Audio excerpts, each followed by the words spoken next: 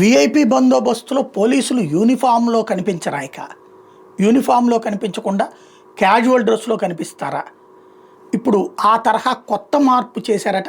నిన్న చంద్రబాబు గారు టూర్ సందర్భంగా ఈనాడు రాసుకొచ్చినటువంటి ఈ కాన్సెప్ట్ చూస్తే వైసీపీ పాలనలో జగన్ వస్తున్నారుగా మితిమీరిన ఆంక్షలు, సభా ప్రాంగణాల వద్ద పెద్ద ఎత్తున బ్యారికేడ్లు, వందల సంఖ్యలో పోలీసులు, కనీసం పెన్నులు నీళ్ల సీసాలను లోపలికి అనుమతించిన పరిస్థితులు. అందుకు భిన్నంగా చంద్రబాబు పర్యటనలో బందోబస్తు చాలా సాదాసీదా కొనసాగుతున్నాయి.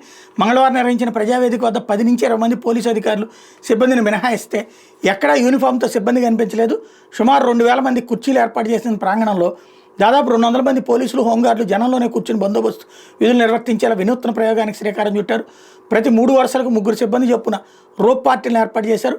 ప్రాంగణం చుట్టూ కుర్చీలోనే సిబ్బంది అంతా ఆసీనులై విధుల్లో పాల్గొన్నారు.